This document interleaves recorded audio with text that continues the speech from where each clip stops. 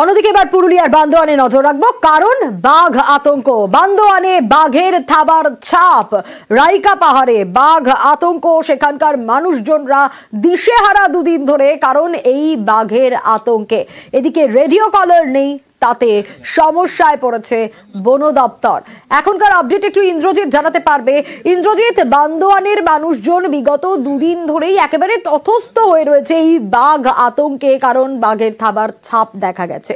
রাইকা পাহাড়ে বাঘের এই আতঙ্ক, বন দপ্তরের তরফ থেকে কি ব্যবস্থা নেওয়া হচ্ছে? একদিকে যেহেতু রেডিও কলার নেই, তাতে তো একটা সমস্যা হচ্ছেই।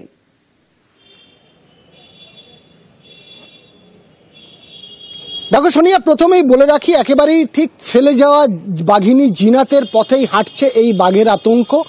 আমরা দেখেছি যেখানে জিনাত ছিল বেশ কয়েকদিন রাইকা পাহাড় সংলগ্ন এলাকায়, সেখানেই বেশ কিছু যমুনাগোড়া, কেসরা, লাউপালে তা বাঘের বিভিন্ন জায়গায় জলাশয়ের ধারে, কোথাও রাস্তায় পায়ের ছাপ পাওয়া গেছে এবং বন দপ্তর নিশ্চিত করেছে যেগুলো বাঘের পায়ের ছাপ। আর এই থেকেই আতঙ্ক গ্রাস করছে গোটা এলাকায়, গ্রামের মানুষ আতঙ্কে রয়েছে। অন্যদিকে বন দপ্তরের কাছে মূল সমস্যা যেটা রয়েছে, যে নতুন করে যে বাঘ এই এলাকায় এসছে বলে মনে করছে বন দপ্তর, বা যে পায়ের ছাপ পাওয়া গেছে তার কোনো রেডিও কলার নেই, ফলে তাকে ট্র্যাক করা খুবই সমস্যা হচ্ছে। অন্যদিকে বন দপ্তর একেবারে গ্রামবাসীদের সাথে কথা বলছে, কোথায় কোথায় পায়ের ছাপ পাওয়া গেছে, সেগুলো কত পুরনো না নতুন সেগুলো দেখার চেষ্টা করছে, এইভাবেই বাঘকে ট্র্যাক করার চেষ্টা করছে। অন্যদিকে রাইকা পাহাড় সংলগ্ন এলাকায় ট্র্যাপ ক্যামেরা লাগানো হয়েছে।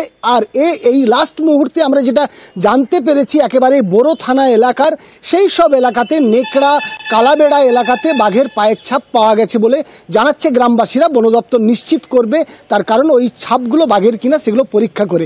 ফলে স্বাভাবিকভাবেই বলা যায় যে পথ বেয়ে জিনাত একেবারেই বান্দোয়ানের জঙ্গল থেকে বাঁকুড়া পৌঁছেছিল, যেখানে লাস্ট বন দপ্তর তাকে খাঁচা একেবারেই ট্যাঙ্কুলাইজ করে ধরেছিল, ঠিক সেই পথ ধরেই কিন্তু এই বাঘের আতঙ্ক হাঁটছে, পায়ের ছাপ লক্ষ্য করা যাচ্ছে।